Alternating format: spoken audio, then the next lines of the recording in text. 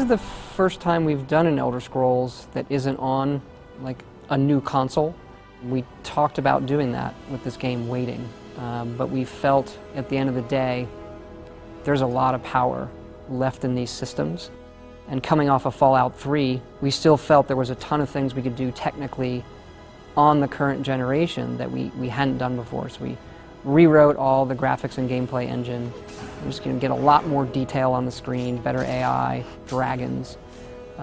So it is nice being able to work on a system that you know really well now, that you've worked with for the last 5 years. It makes a difference in the quality of the content that you're making. Yeah, I mean, working on Oblivion and Fallout 3, there's a lot we learned in terms of how someone experiences a wide open game like this. So the Radiant story system that we've built, we built it originally trying to do a better way of random encounters that we did in Fallout. So we then built the system and decided every activity in the game should run through it because it was really powerful, every quest. We wrote a lot of quests that were frankly very generic. They came across generic. They didn't tell good stories. Well, let's not do that. So we're back to writing quests that have a lot of handcrafted stories, but then we can have elements within those quests be dynamic, whether they want to make locations dynamic based on what the player's done or certain characters. We also use it for little miscellaneous objectives. So for our main quest lines, they're still very, very hand-done with some Radiant/random elements. If you want to go off the beaten path or just cause violence in Skyrim, there are systems that react to that. We have a really nice crime system that we'll talk about later, and different types of jails. They're not all the same. But it's something we always have to deal with because we find no matter what we do, we give the player a weapon, he attacks the first person on the screen. Even if it's his father. In Fallout 3, give the kid a BB gun. There's a lot of dialogue we recorded for shooting your father because everybody does it. What in God's name is wrong with you? So people like to test the boundaries of a game. What happens if I do this? What happens if I go in a tavern and set off the biggest spell I have? How does the game react?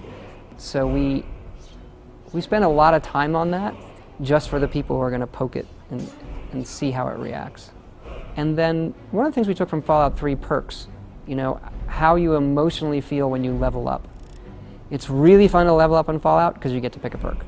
And they have flavor and you get to do new things with them. So even though we had skill perks in Oblivion, we only had a few, you got them automatically. We've really expanded that this time. So when you level up, you get these really visually cool and deep perk trees that you get to pick from that let you do new things, and we're making the leveling go faster as well. The only choice you really make when you start is what you look like.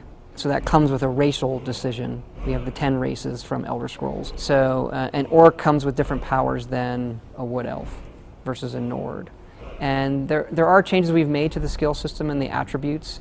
Looking back at Oblivion, certain skills like athletics for running, or like everybody's going to run. It's a repetitive thing. There's not a lot of gameplay decision in that skill, so that got axed. And a few others where we folded them in. In Oblivion, you increase your intelligence, and intelligence's main thing is to increase your magicka. Well, now when you level up, you can increase your magicka. That's an example. Or strength and what it does with melee weapons or carry weight. That's moved to other things that make more sense. So we had attributes originally in the game, and it just, as we played it, it felt redundant, and so let's just go right to the thing it's affecting. So Skyrim's coming out 11/11/11, November 11th this year, PC, Xbox 360, PS3, and we hope everybody checks it out.